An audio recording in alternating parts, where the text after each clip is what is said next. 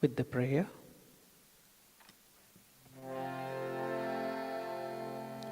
Om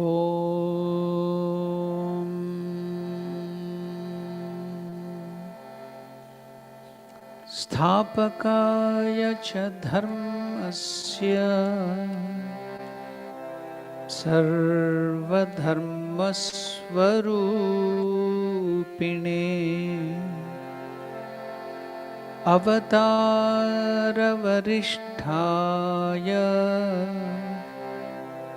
Ramakrishnaaya te namaha. We shall now chant the verses on the meditation on Bhagavad Gita. Om Parthaya Pratibodhitam Bhagavata Narayanena Swayam Vyasena Grathitam Puranamunina Madhye Mahabharatam Advaitam Ritavarshinim Bhagavatim Ashtadashadhyayinim Amba Tvam Anusandadhami Bhagavad Gita Bhavadveshinim Namostute Vyasa Vishala Buddhe Pullaravindayata Patranetra Yena Tvaya Bharata Taila Purnaha Prajvalito Gnanamaya Pradipaha Prapanna Parijataya Totra Vetraikapanaye Gnanamudraya Krishnaya Gitamritaduhe Namaha.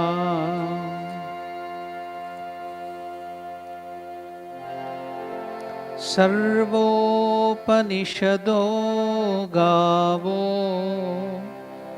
Dogdha Gopalanandanaha Partho Vatsa Sudhihi Bhokta Dugdham Gitamritam Mahat Vasudeva Sutam Devam Kamsachanuramardanam Devaki Paramanandam Krishnam Vande Jagadgurum Bhishmadrona Tata Jayadrata Jala Gandharanilotpala Shalyagrahavati Kripena Vahani Karnena Velakula Ashwathama Vikarna Ghora Makara Duryodhanavartini Sotirna Khalu Pandavairana Nadi Kaivartaka Keshavaha Parasharya Vachas Sarojamamalam Gitartha Gandhotkatam नानाख्यानककेसरं हरिकथा सम्बोधनाभोदितम् लोके सज्जनषट्पदैरहरहः पेपीयमानं मुदा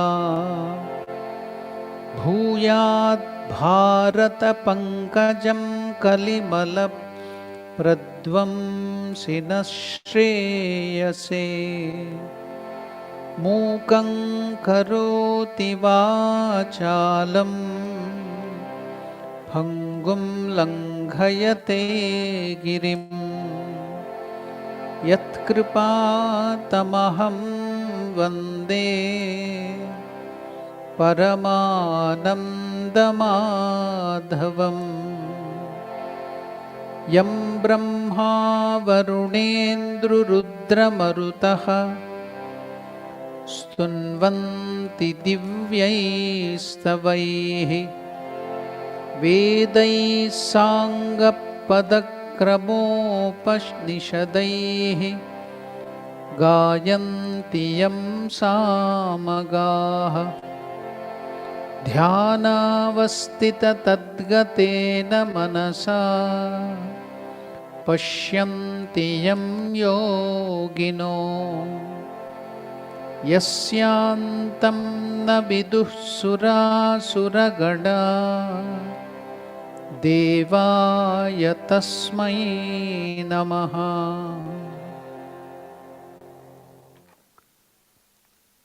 Namaskar to all of you. Welcome to the study of Bhagavad Gita. In the last session, we were discussing about the 11th and 12th verses.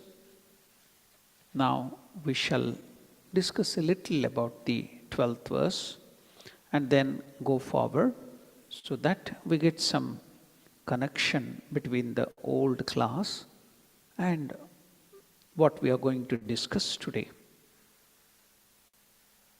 Now, in the 12th verse, we saw Tasya Sanjanayan Harsham Kuru Vrittaha Pitamaha Simhanadam Vinadyochaihi Shankam Dadmau Pratapavan.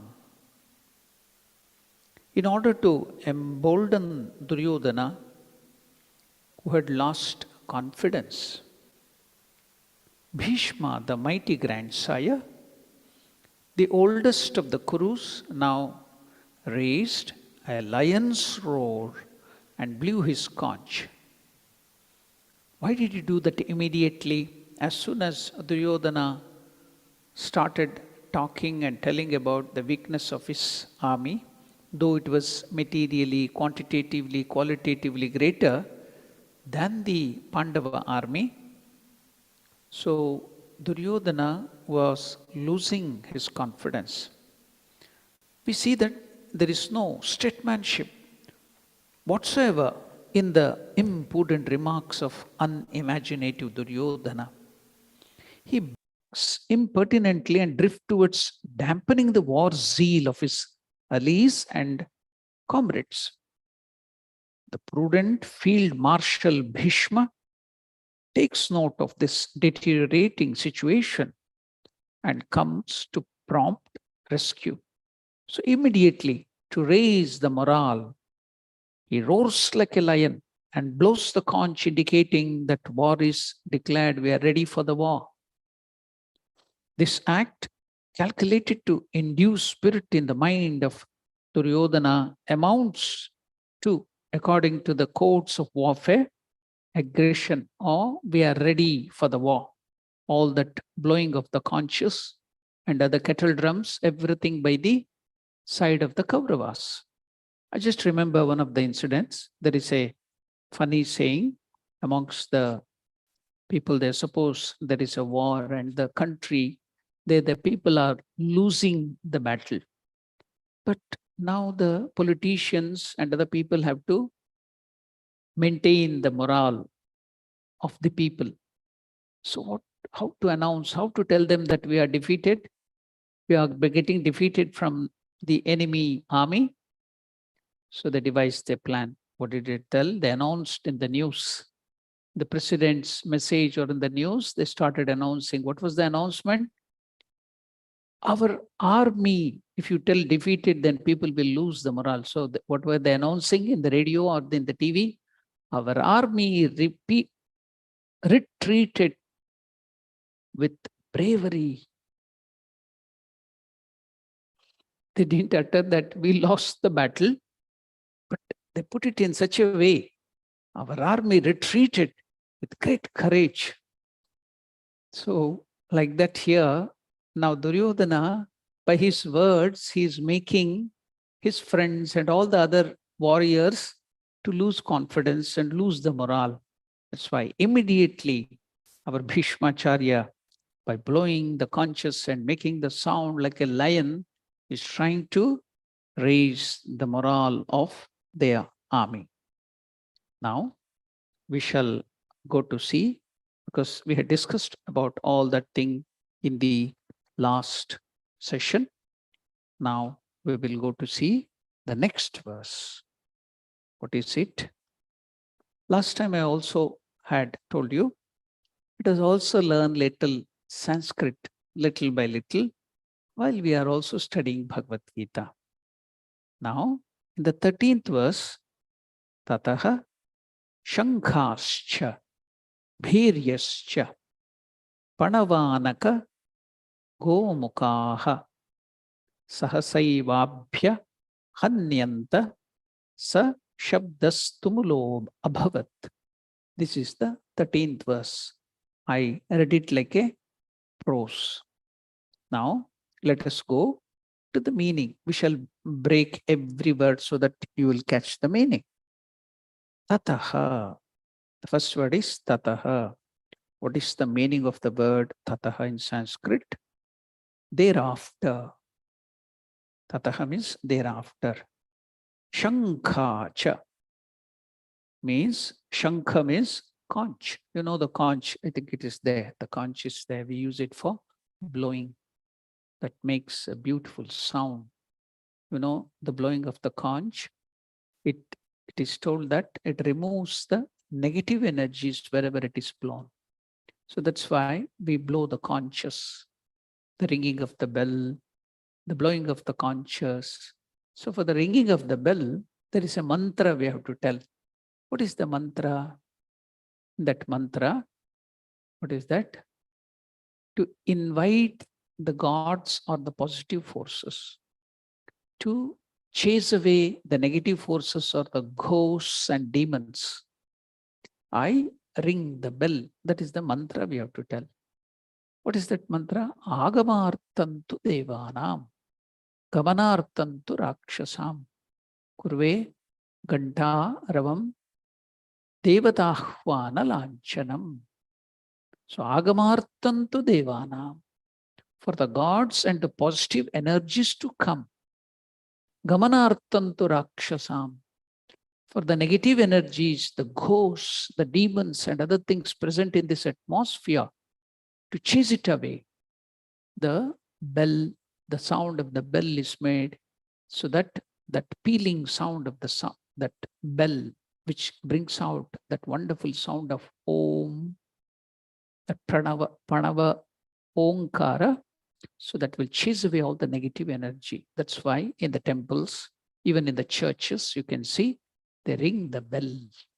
So the bell, ringing of the bell, the sound has that capacity to chase away the negative energy, negative thoughts, bring in the concentration, focus your mind, and also to bring in positive energy. That's the reason they ring the bell. Likewise, blowing of the conch also has that effect. Now here, let us see Shankha. Shankha means conch. In Sanskrit, cha means and. Bhairyaha cha. You know, in olden days, in the warfare, you could see they will beat the drums, the kettle drums and other drums, and also the trumpets, bugles. Why? Because they want that the adrenaline should be collected in the body of the soldiers. Because if it is dampening, they can't fight. The spirit is dampening, they can't fight. For that, there should be some sort of what you call butterfly in the stomach or romanchana. Your hair should stand on the end. That's the idea. So for that, they will beat the drums, they will blow the trumpets, the bugles and other things, so that the soldiers and all the warriors, they will get enthusiasm to fight. So that is the reason all these things, the kettle drums, even in the olden days too, the same thing is followed. But in the modern warfare, everything has changed. It is all electronic warfare. Now it is digital warfare, economical warfare, so many biological warfare, varieties of warfare. All these things are not followed nowadays. Only they have kept it as a symbolical thing for the march fast and other things. They will beat the drums, whatever that might be. But in the olden days, these were followed. You should know that. This is long back, more than 5,000 years or 10,000 years old. All these are happening. So, bheriyaha means drums, a variety of drum. Again, the word cha is used here. Why again and again that and is used? You know, they are in a poetical formation, poetry. So, that poetical formation has chandas or meter. It is called meter.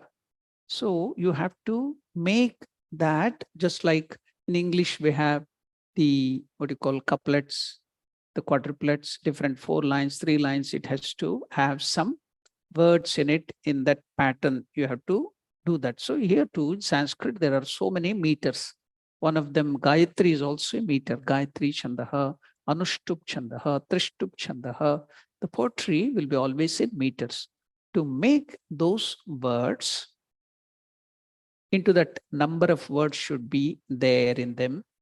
They add some words, they delete some words, they change the words, giving different meanings. So these are all the things of the poetry. So again, that's why you can see cha and cha, those things, words are used again and again.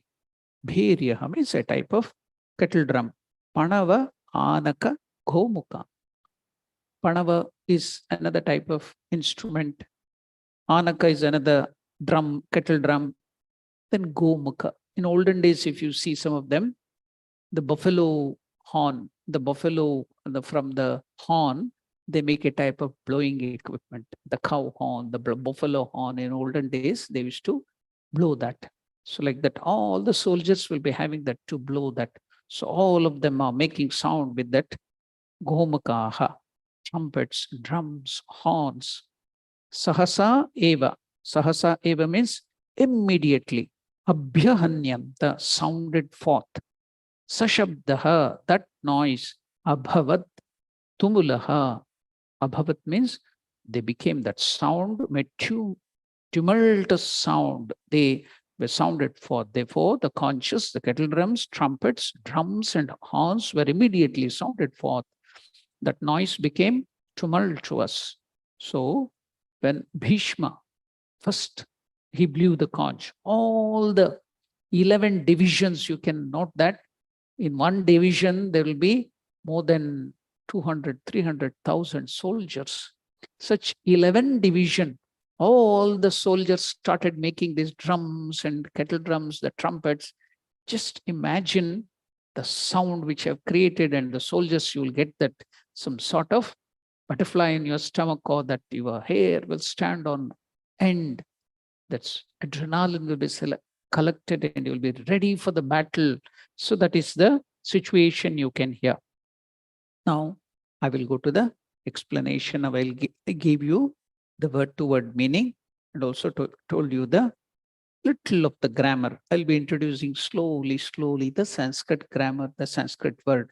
If I suddenly take up too much of Sanskrit grammar, then we'll be bored. So wherever it is interesting, little by little, I'm going to introduce the Sanskrit grammar.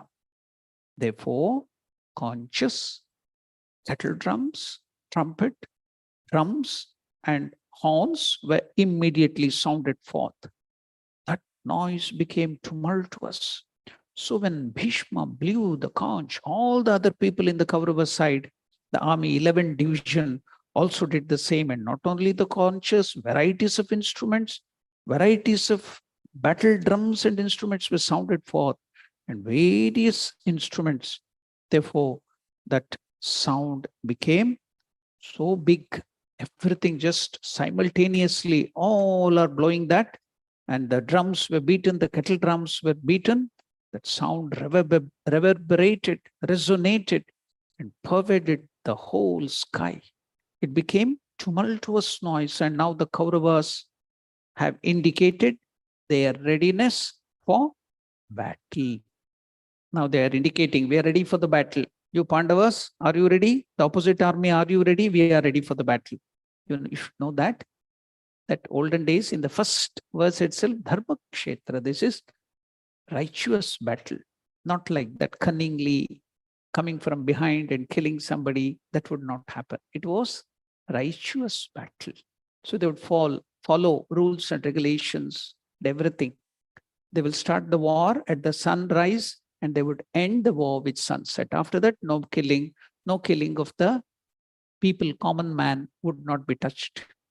So all these rules and regulations were followed then, because people were righteous, not like the present day, killing the villagers or the people or the common man. Only the army would be fighting. So they would follow all those rules and regulations. Now they have sounded the battle sound, and now they are telling, the Kauravas are telling, we are ready for the battle. Are you ready? That is the indication. Now we have to know whether they are ready or not. Now, in the first chapter, Arjuna Vishad Yoga, Vyasa, who is the poet who is writing all these things, is introducing a situation or background in which the Bhagavad Gita dialogue is going to take place. And through the presentation of this context, Vyasa is going to introduce Arjuna, the great warrior of the time, who is going to become now the disciple. What is the speciality? Just observe. Krishna is just a charioteer. He's driving the chariot like a driver. Arjuna is the warrior. He's sitting behind, commanding Krishna. See the situation. Arjuna is the commander and Krishna is the charioteer. He has to take the commands of Arjuna. Now, after some times, you will see the whole thing will change. Then Krishna will become the commander. Arjuna will become the one who gets the knowledge from Krishna. The situation will change after some time. So now that's why the whole situation at the battlefield is being described by Vyasacharya. Arjuna, who is going to become a disciple, and Krishna, who is going to become the teacher. At this moment, Arjuna is only a warrior and Krishna a simple charioteer, a driver of Arjuna. Both the armies are arrayed and Mahabharata battle has to begin, and Duryodhana surveyed the army of the Pandavas, the opposite army, and addressed Dronacharya, who was leading their army, pointing out that Pandava army is stronger and their army is weaker. And we saw that it is not at all objective fact. Really speaking, the Kaurava army was qualitatively and quantitatively superior. Even though this superiority was there, Duryodhana doesn't feel the inner confidence. Why? Because they have adharma. They never followed dharma. On their side is unrighteousness. Wherever unrighteousness is there, you will not get confidence. You will have that fear. So now see the situation, you can understand. Wherever there is unrighteousness, wherever there is wrongdoing, then automatically in your heart, there will be fear because you are doing only the wrong things. But on the contrary, on the other side, the Pandava sides, though their army was less in number, the quality of the soldiers there, the warriors were very ordinary, Still, that opposite side was confident. Why? Because they have righteousness on their side. The Lord himself is on their side. Why? Why is Lord partial to somebody and impartial to someone else? No. Why did he become partial to the Pandavas? Because Krishna himself tells, I'm not partial to anybody, but I'm partial to righteousness. Wherever there is righteousness, I will be there. Victory will be there. That's what the Lord is showing us. Wherever there is good deeds, righteousness, the Lord will be invariably there. So we have to understand. That's why the whole situation is explained by Vyasacharya. What is that situation? Now you have understood. What is that? Wherever dharma, then there will be victory. You know, the villains there, who are they? Kauravas, 100 Kauravas. They all went to their mother Gandhari to get blessings for the. And what did Mother Gandhari bless them? Yataha dharmaha tataha vijayaha. She didn't bless, oh, you are my children, so you be victorious. She knew they were unrighteous and bad. So what did she bless? Wherever there is righteousness, there will be victory. That was the blessings given by the mother Gandhari. Wherever there is righteousness, there will be victory. What is the great statement in our Upanishad, in the Vedas? Satyam eva jayate. What is the meaning of that? Satyam eva jayate nanritam. Truth alone prevails. Untruth will never win. Truth only will win always. Untruth has to fail. It will go down. That is the statement, greatest statement of our Vedas, scriptures. What is that? Satyam eva jayate. Satyam is truthfulness. Satyam eva only prevails. Na anrutam. Anrutam means falsehood. Na anrutam will never come up. It looks from outside as if by the happenings of the world, happenings of things of the world, it looks as if untruth is prevailing. But in reality, you will see, if you watch properly, you will see Satyam eva jayate. Truth alone prevails. Untruth will always go down. That is, you can see all these things. You have noticed that. So now we shall go to the 14th verse. I think we have not chanted this verse. We will chant this verse. The 13th verse should be chanted. Tataha shankhascha bhiryascha panavanaka gomukhaha sahasaivabhya hanyanta sajabdas tumulo abhavat. Tata shankhascha bhiryascha. Please repeat. Tata shankhascha bhiryascha Panavanaka gomukhaha. Panavanaka gomukhaha sahasaivabhyahanyanta. Sahasaivabhyahanyanta sashabdastumulo bhavat. Sashabdastumulo bhavat. I've explained in detail everything. Again, because we have chanted, I will just give you the simple meaning.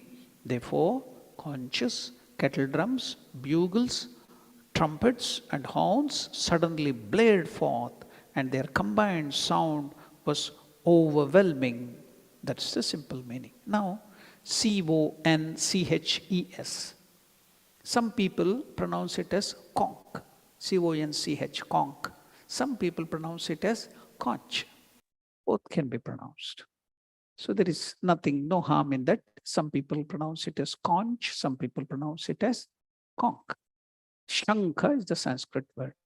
So just to tell you a humorous thing about pronunciation, there was one English professor. The students were confused how to pronounce this word. What is that? E-I-T-H-E-R.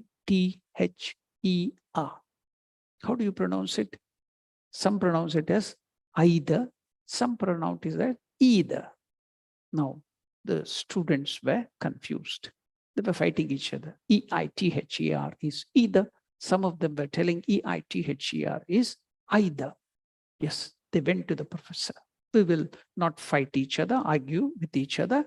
Let's go to the professor, English professor, and ask him.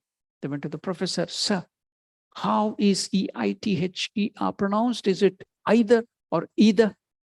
And the professor announced, it can be pronounced either ways. He gave his own pronunciation. It can be pronounced either ways. So you do whatever you want. So here, C-O-N-C-H, it can be pronounced as conch or conch, whatever you want. Now we shall go to the next verse. What is that? 14th verse. So now, again, in that 14th verse too, the first word it is starting with tataha. Shvetair hayair yukte mahati syandane sthitau madavaha pandavaschaiva divyo shankau pradadmatuhu. That is the 14th verse. Shall we chant this verse? Tatashvetair hayair yukte Tatashvetair hayair yukte mahati syandane sthitau mahati syandane sthitau madavav pandavaschaiva madavav pandavaschaiva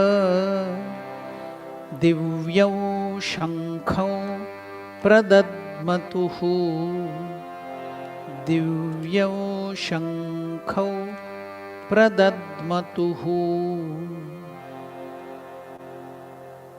Now, the real, as if now you are watching some cinema, and in that cinema, the movie, the hero will enter, hero and his friend. Now, before that, they will all prepare for that fighting or something. Then the hero enters, they make a beautiful thing for his entry. Likewise, now, the real hero, Lord Krishna and Arjuna, are entering into the battlefield. They are there in the battlefield, but the camera was not turned on them. It was all on the villains, the Duryodhana and their party. Now Vyasacharya is turning his verbal camera on the real hero, Arjuna and Lord Krishna. See, they are now entering. Until then, until now, we were only discussing about the battlefield array or the preparation of the battlefield on Duryodhana's side and other things. Now, Arjuna and Krishna are focused. Tataha Shvetair hayair yukte. How did they enter? Their chariot was yoked to 4 white colored, silvery white colored horses. Shvetaha means white in color. Hayaha means horses. Yukte, with mahati syandane sthitau. Madavaha, who is Madhava? Lord Krishna. Pandava, Pandava means the 5 Pandavas, Yudhishthira, Bhima, Arjuna, Nakula, Sahadeva, all were called Pandava. Together, 5 Pandavas. But here, his name, Arjuna, is named as Pandava. So Madhava, Pandava, that is Krishna and Arjuna, Divyau Shankau, they too started blowing. They are not ordinary conches, but very special conches they were blowing now. That is the meaning. Little of the grammar. Tataha. What is the meaning of tataha? I told you then. The meaning of tataha means then. Shvetaihi, by white. Hayaihi, horses. Yukte, yoked or with. Mahati means glorious. Syandane, chariot. Sthitau, seated. Madhavaha, that is Lord Krishna, the husband of goddess Lakshmi. That's why the name Madhavaha. See, Krishna had so many names. The Lord has so many names. But why this term Madhava is used here? I will explain later on. Now here let us know Madhava means Lord Krishna. Then Arjuna, that is Pandavaha, Arjuna. Cha, Eva also, Divyau, Shankau. Why is it Shankha is made to pronounce as Shankau? You know, in English we have how many this thing singular, then plural, isn't it? But in Sanskrit, there are three terms. What is that? Ekavachana, Dvivachana, and Bahuvachana. Singular, and if there are two, that two is also mentioned. 1, 2, and 3. That is mentioned.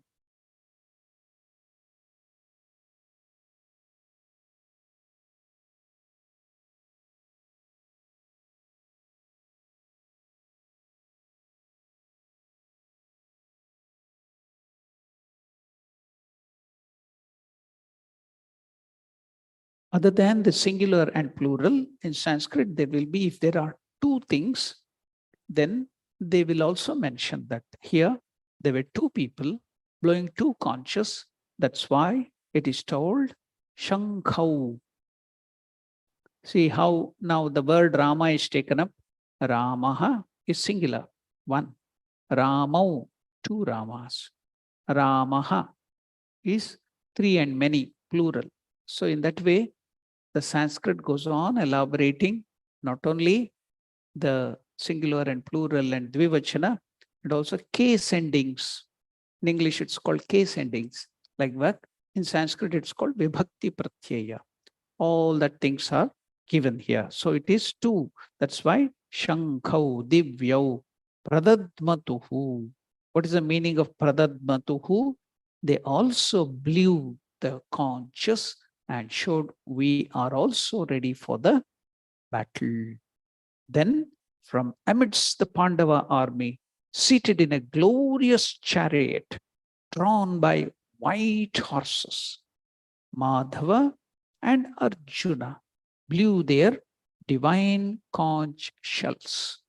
See, the speciality of the poetry is, in the poem or the poetry, every word, it is condensed meaning. Lot of beautiful meanings are hidden. So let us see what is that meaning. The uproar of the Kaurava army had started to wane.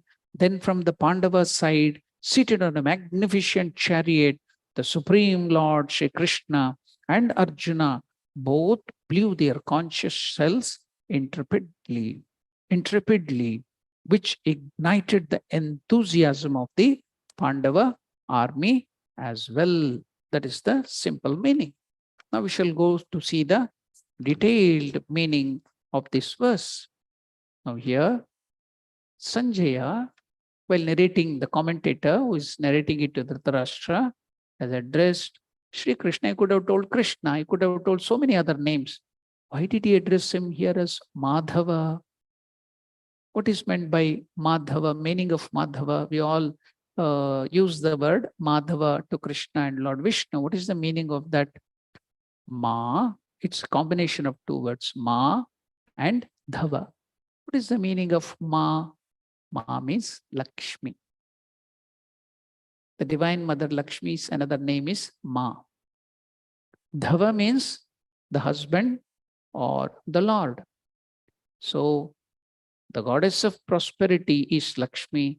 Dhava is used for husband. So goddess Lakshmi is Lord Vishnu's wife, who is also one of the many forms is Lord Krishna.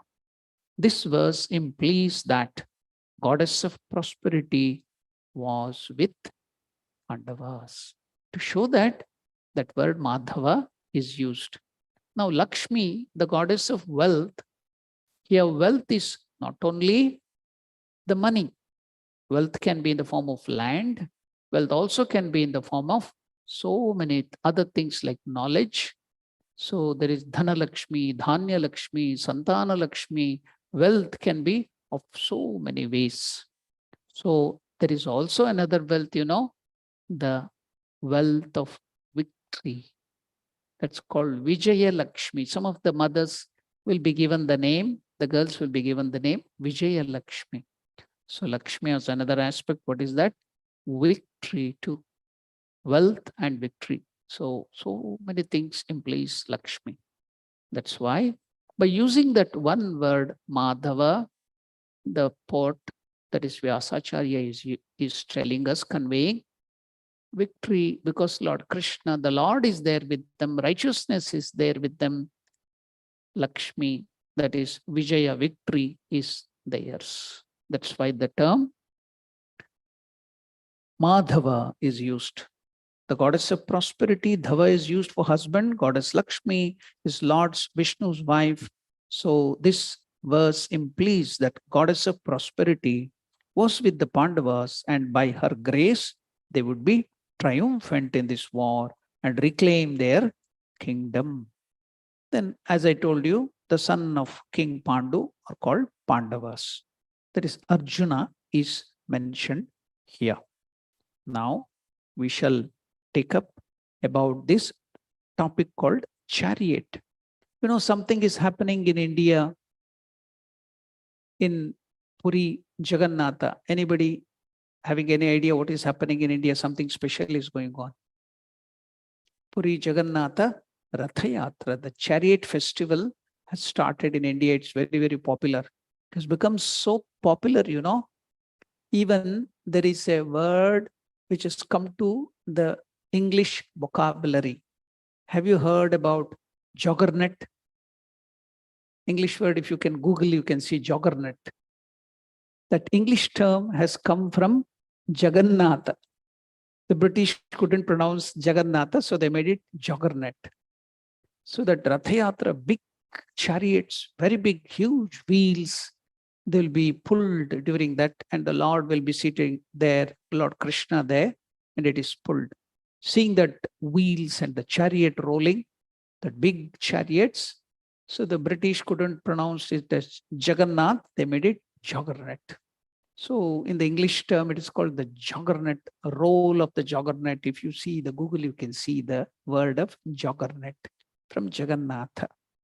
Now, the chariot is employed in our scriptures for something special. What is that? Now, if you see here, Krishna sitting in the chariot, Arjuna is there. Arjuna chariot is being told in beautiful ways, that the horses and the chariot, the horses of Arjuna's chariot, what type of horses were they? Shvetaihi, white horses. Let us go to one of the Vedas, and in that one of the Upanishad, what is that? Kathopanishad. Here, there is an example of the chariot. What is that? The human being or the human life is compared to a chariot in this Kathopanishad. What is that? Our physical body is compared to a chariot. How? The sense organs, we have 5 sense organs, through which our minds come out to this world. What are they? The eyes, we see. The nose, we smell. The tongue, we taste everything outside.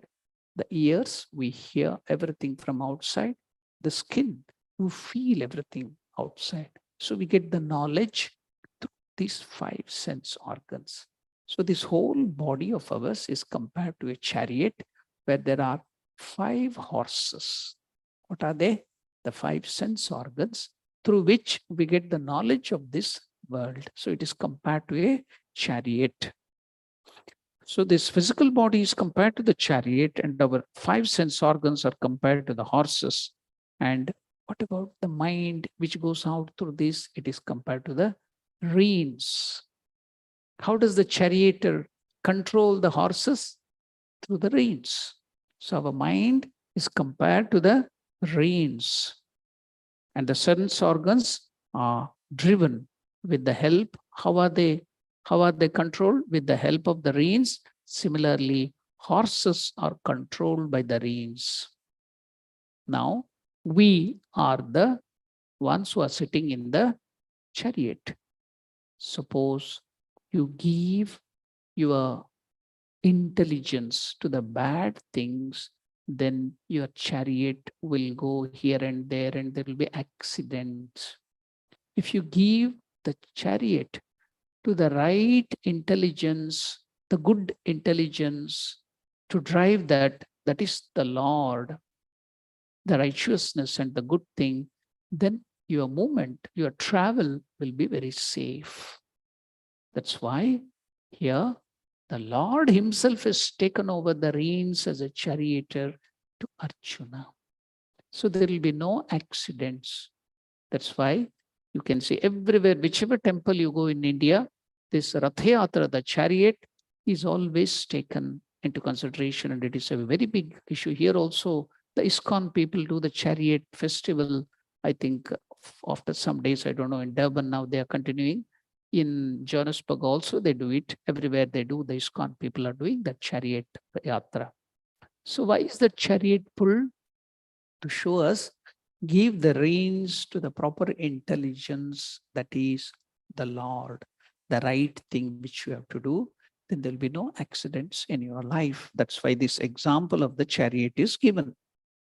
Now, when we talk about this chariot, let me tell you one special incident which happened in the life of Swami Vivekananda. That is also the description of this chariot only of Krishna. So let me take you to that incident which happened in Calcutta.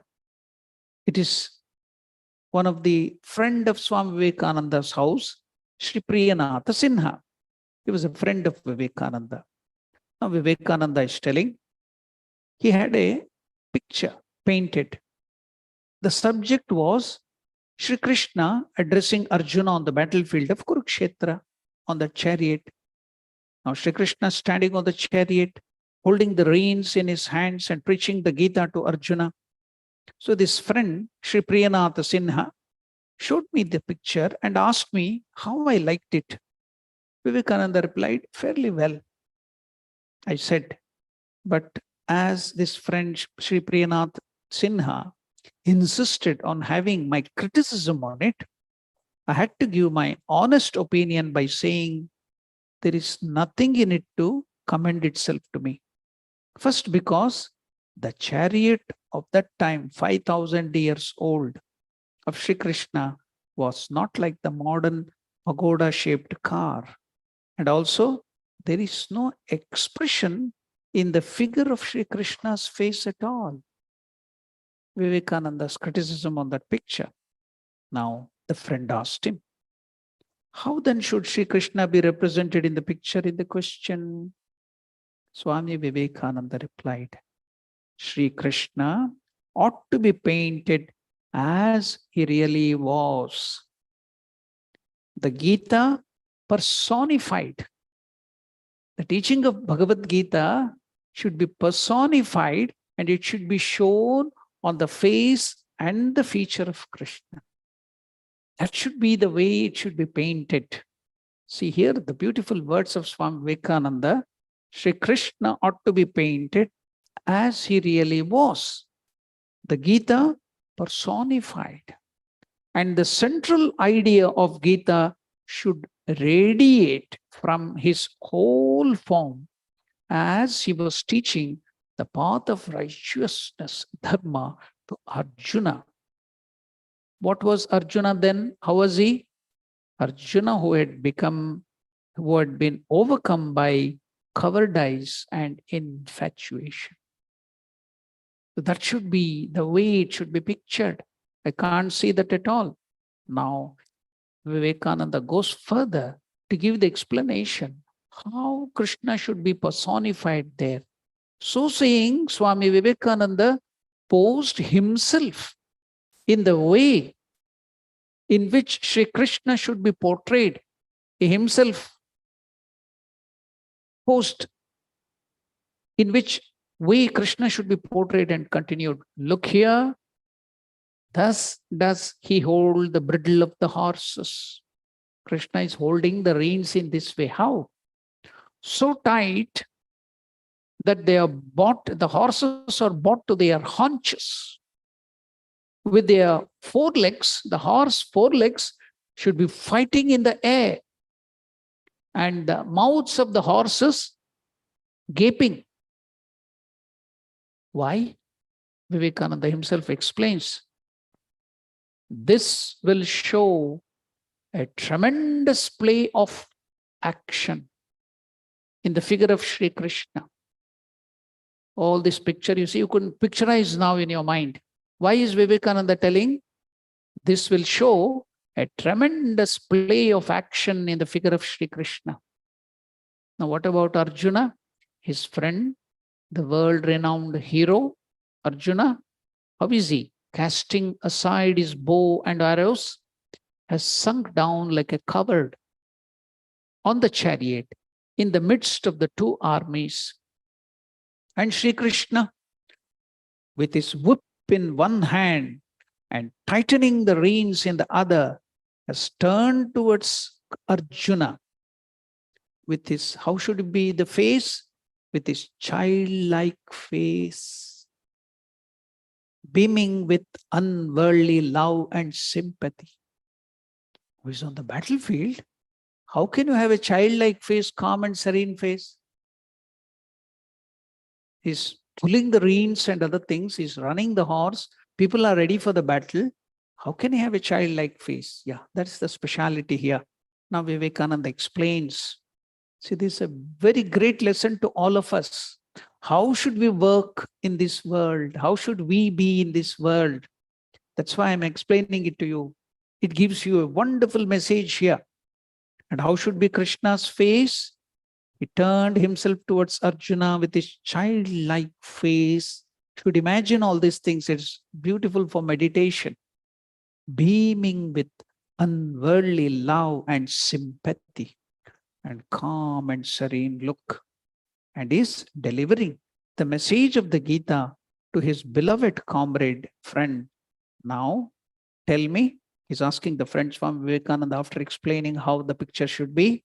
Tell me, what idea this picture of the preacher of the Bhagavad Gita conveys to you? The friend is answering. See, now you will get the essence of Bhagavad Gita picture. What is that?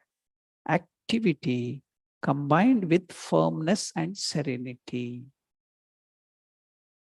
Activity combined with firmness and serenity.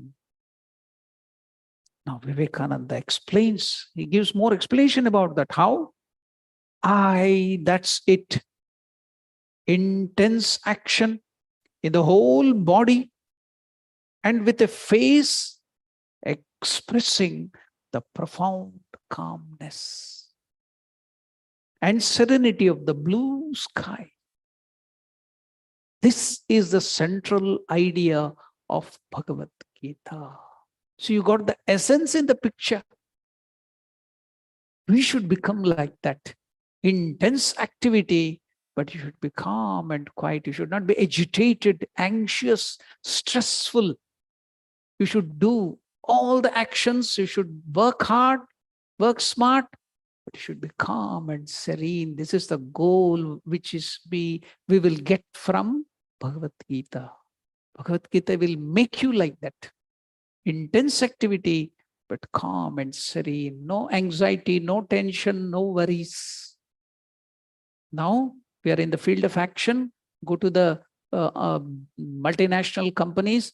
They will make you squeeze you work. They will make you work so much that within 20, 30 years, you will have become like 60, 70-year-old people. Why? So much of tension, so much of worries. See, Bhagavad Gita will help you how you can work hard, but still you can maintain your calm and serenity. That's the speciality. So the whole message of Bhagavad Gita is given in this picture. Vivekananda told, yes, you are right. That's it.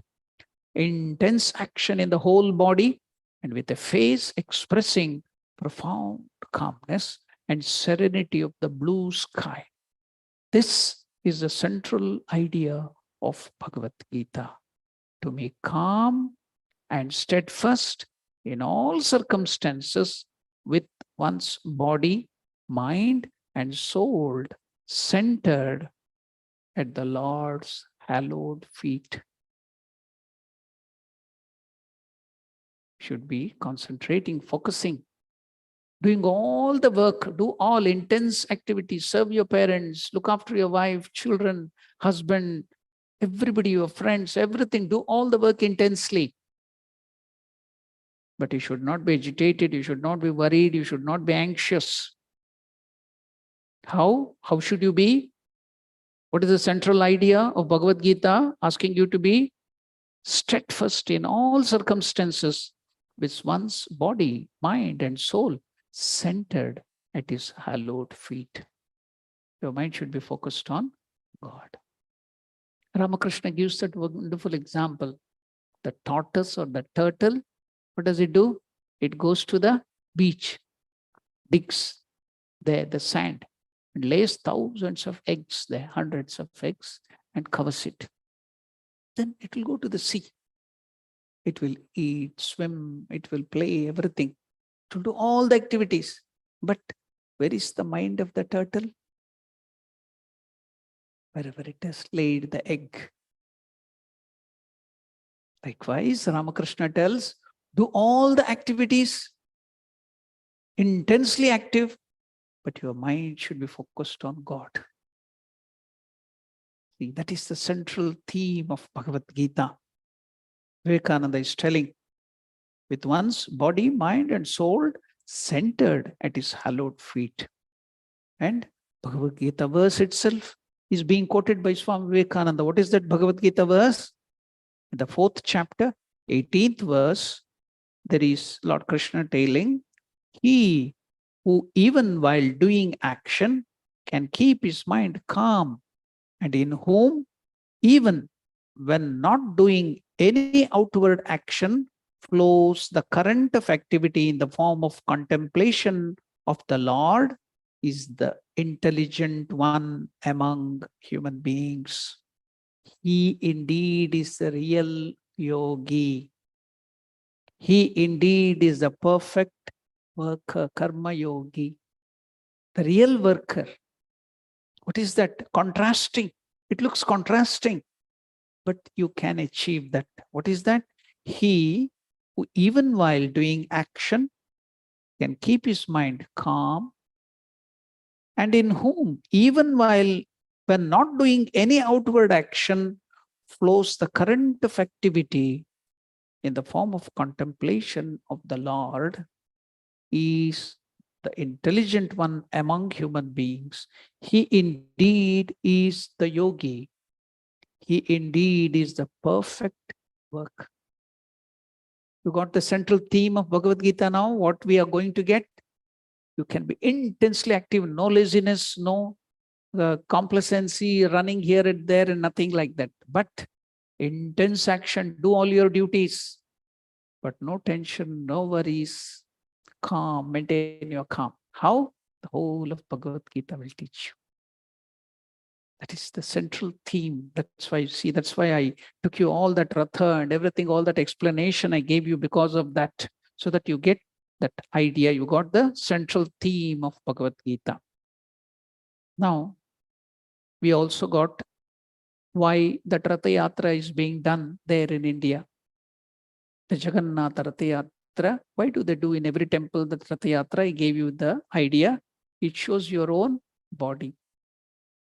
If you can give your reins of the horses called your indriyas or the sense organs to the Lord, to the right intelligent, just like Arjuna gave it to Lord Krishna, then you will not lose in the battle of your life. There will be no accidents. You will reach your goal. That is the Ratha Yatra, the idea of Ratha Yatra. Got that idea? Why Ratha Yatra is done? Got that idea. Okay, we shall move because we have 5 more minutes. I will conclude. Now, why white horses were given here? What is the symbological thing of the white? White. Have you heard about the stotra of Mother Saraswati? Ya kundendu tusharahara davala, ya shubhra vastranmita. Mother Saraswati has white cloth covering, white lotus, everything white. Why? Sattvic, sattva, knowledge. Sattva, the sattva guna is indicated by white. Color white indicates knowledge.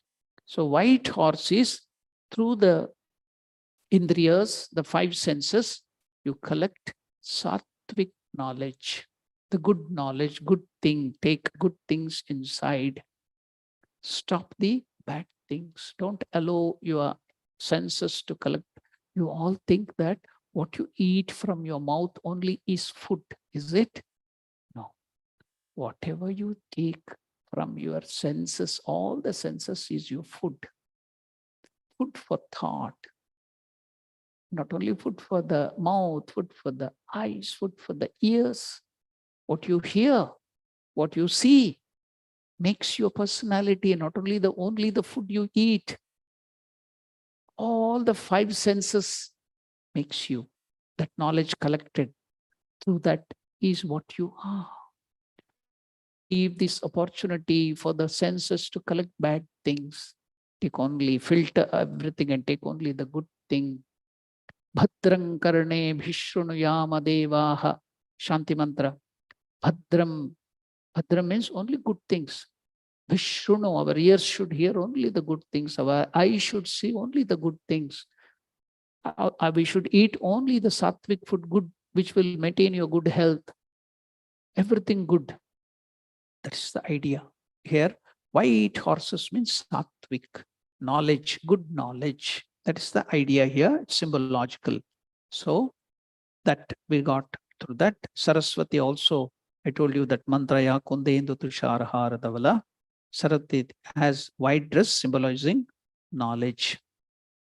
So Sattva Guna also in the form of horses, philosophical symbolism. And these white horses are drawing Arjuna's chariot. What kind of chariot? It is Mahati Syandane Sthito, a huge chariot, a special gift to Arjuna coming from heaven, not ordinary chariot. Heavenly gift to Arjuna. Who gave it? The Lord of Fire. Who is the Lord of Fire? Agni Deva had gifted it to him. Do you know who was sitting on the top of the chariot? Anybody? Hanuman. Hanuman was sitting on the top of the chariot, guarding and seeing everything. I will tell one small story and I will stop my lecture here about the chariot of Arjuna, great chariot. When all the battle was over, everything, they got the victory. Now, Lord Krishna told Arjuna, get down from the chariot. You have won the battle, now you can go. Told, no. I am the rider of the chariot. You are a charioteer. The charioteer, generally the tradition is charioteer should get down. You get down first. I will get down later. No, Arjuna, you get down. Then after Krishna insisted, then he got down and went forward. The moment Krishna alighted from the chariot, the whole chariot caught fire and it got blasted and destroyed. Because there were so many missiles, so many arms and other things were shot at it. Because the Lord was with him, he was protected. The moment Lord came out, that all that missiles and other things blasted that chariot. But for the Lord, in that Lord Krishna, you would have not been living. So though it was a great chariot, until you may be having the best of the body, best of the intelligence, best of the knowledge, until you surrender to the Lord who is within your heart, any mishaps can happen anytime. Only the Lord can protect you. At the end of the battle, that incidents happen. So we have told about that, all that chariot and other things. We have completed up to the 13th verse. We will take up the study of the Bhagavad Gita, the next 14th and the 15th verse in our next class. Now, if you have any questions on what we have discussed, you can ask. Any questions? Any doubts?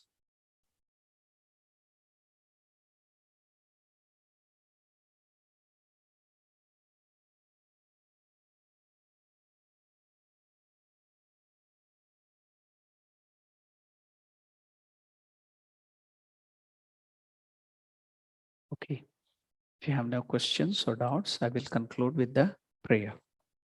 Mukam karoti vachalam pangum langhayate girim. If we have the grace of the Lord, then even a lame person who doesn't have legs, the Lord can make him jump the mountain.